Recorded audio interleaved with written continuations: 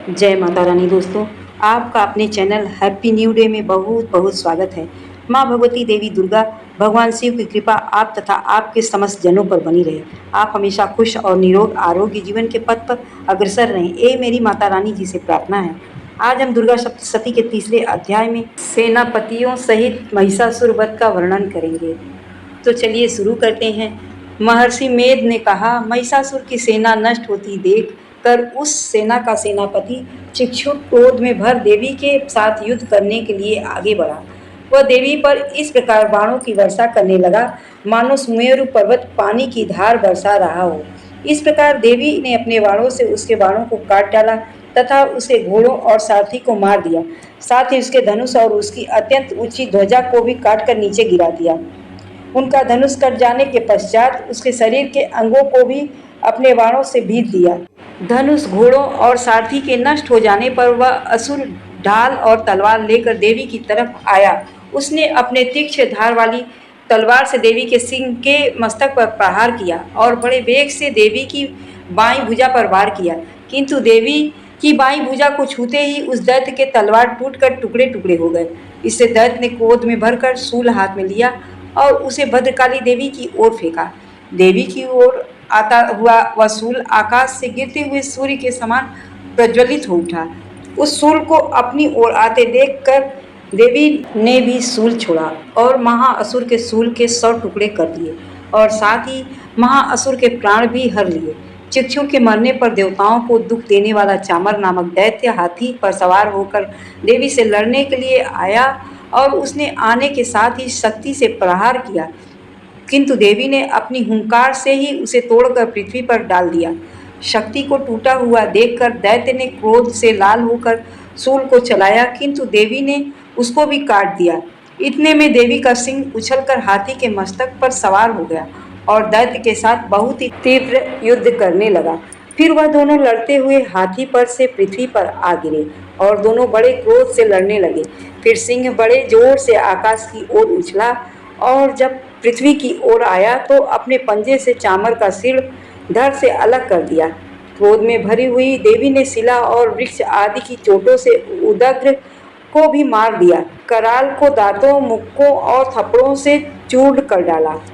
क्रुद्ध हुई देवी ने गदा के प्रहार से उद्यत दैत्य को मार गिराया। बिंदीपाल ने वाष्पकल को वारों से ताम्र तथा अंधक को मौत के घाट उतार दिया। तीनों नेत्रों वाली परमेश्वरी ने त्रिशूल से उगात से उग्रवीर्य और महाहनु नामक राक्षसों को मार गिराया। उसने अपनी तलवार से विडाल नामक दैत्य का सिर काट डाला तथा अपने बाणों से दुर्धर और दुर्मुख राक्षसों को यमलोक को पहुंचा दिया। इस प्रकार जब महिषासुर ने देखा कि देवी ने मेरी सेना को नष्ट कर दिया है, तो वह भैंसे का रूप धारण कर देवी के गढ़ों को दुख देने लगा। उन गढ़ों में कितनों को उसने मुख के प्रहार से, कितनों को खुरों से, कितनों को पूंछ से, कितनों को सिंगों से, बहुतों को दौड़ाने के वेग से, अनेकों को सिंहनाद से, कितनों को चक्कर देकर और कितनों को श्वास वायु के झोंकों से पृथ्वी पर गिरा दिया। वह दैत्य इस प्रकार गढ़ों की सेना को गिरा देवी के सिंह को मारने के लिए दौड़ा। इस पर देवी को बड़ा गुस्सा आया। उधर दैत्य भी क्रोध में भरकर धरती को खुरों से खोदने लगा तथा सिंगों से पर्वतों को उखाड़ उखाड़ कर धरती पर फेंकने लगा और मुख से शब्द करने लगा। महिषासुर के वेग से चक्कर देने के कारण पृथ्वी क्षुब्ध होकर फटने लगी। उसकी पूंछ से टकराकर समुद्र चारों ओर फैलने लगा। हिलते हुए सिंगों के आघात से मेघ खंड खंड हो गए और श्वास से आकाश में उड़ते हुए पर्वत फटने लगे। इस तरह क्रोध में भरे हुए राक्षस को देख चंडिका को भी क्रोध आ गया और वह उसे मारने के लिए क्रोध में भर गई। देवी ने पांच फेंक कर दैत्य को बांध लिया और उसने बच जाने पर दैत्य का रूप त्याग दिया और सिंह का रूप बना लिया। और ज्यों ही देवी उसका सिर काटने के लिए तैयार हुई कि उसने पुरुष का रूप बना लिया, जो कि हाथ में तलवार लिए हुए था। देवी ने तुरंत ही अपने बाणों के साथ उस पुरुष को उसकी तलवार ढाल सहित बींध डाला। इसके पश्चात वह हाथी के रूप में दिखाई देने लगा और अपनी लंबी सूंड से देवी के सिंह को खींचने लगा और गर्जने लगा। देवी ने अपनी तलवार से उसकी सूंड काट डाली। तब राक्षस ने एक बार फिर भैंसे का रूप धारण कर लिया और पहले की तरह चर अचर जीवों सहित समस्त त्रिलोकी को व्याकुल करने लगा। इसके पश्चात क्रोध में भरी हुई देवी बारंबार उत्तम मधु का पान करने लगी और लाल लाल नेत्र करके हंसने लगी। उधर बलवीर तथा मद से क्रुद्ध हुआ दैत्य भी गरजने लगा। अपने सिंगों से देवी पर पर्वतों को फेंकने लगा। देवी अपने बाणों से उसके फेंके हुए पर्वतों को चूर्ण करती हुई बोली, ओ मूढ़, जब तक मैं मधुपान कर रही हूँ तब तक तू गरज ले, और इसके पश्चात मेरे हाथों तेरी मृत्यु हो जाने पर देवता गरजेंगे। महर्षि मेधा ने कहा। यों कहकर देवी उछलकर उस दैत्य पर जा चढ़ी और उसको अपने पैर से दबाकर शूल से उसके गले पर आघात किया। देवी के पैर से दबने पर भी दैत्य अपने दूसरे रूप से अपने मुख से बाहर होने लगा। अभी वह आधा ही बाहर निकला था कि देवी ने अपने प्रभाव से उसे रोक दिया। जब वह आधा निकला हुआ ही दैत्य युद्ध करने लगा तो देवी ने अपनी तलवार से उसका सिर काट दिया। तत्पश्चात सारी राक्षस सेना हाहाकार करती हुई वहां से भाग खड़ी हुई और सब देवता अत्यंत प्रसन्न हुए तथा ऋषियों महर्षियों सहित देवी की स्तुति करने लगे। गंधर्वराज गान करने तथा अप्सराएं नृत्य करने लगी। इस प्रकार दुर्गा सप्तशती श्री मार्कंडेय पुराण में सार्वरिक मनवंतर की कथा के अंतर्गत देवी महात्म्य में महिषासुर वध नामक तीसरा अध्याय पूरा हुआ। बोलिए जगत जननी माँ जगदम्बा की जय। अब हम करेंगे देवी माँ की आरती। जय जय जय जगदम्बे मैया, आरती तुम्हारी।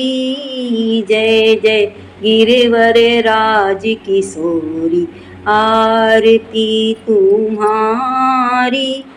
रोग हरो माँ, शोक हरो माँ, शत्रु से बचाओ।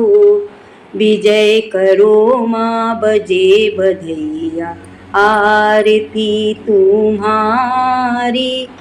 जय महेश मुख चंद्र चकोरी, आरती तुम्हारी।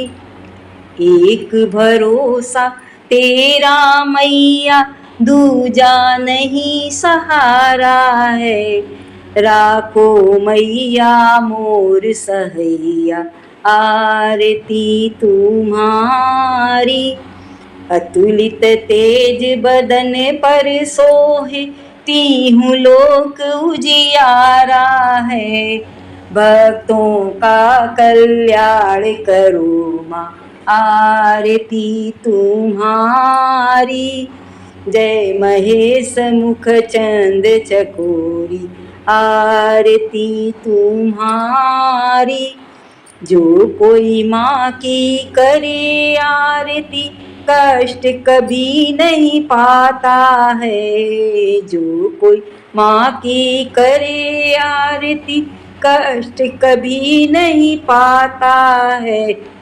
दूध पूत भंडार भरे माँ, आरती तुम्हारी। जय महेश मुख चंद चकोरी, आरती तुम्हारी।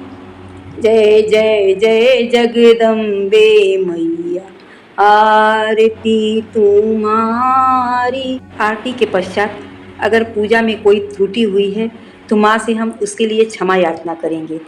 परमेश्वरी, मेरे द्वारा दिन रात सहस्त्रों अपराध होते रहते हैं।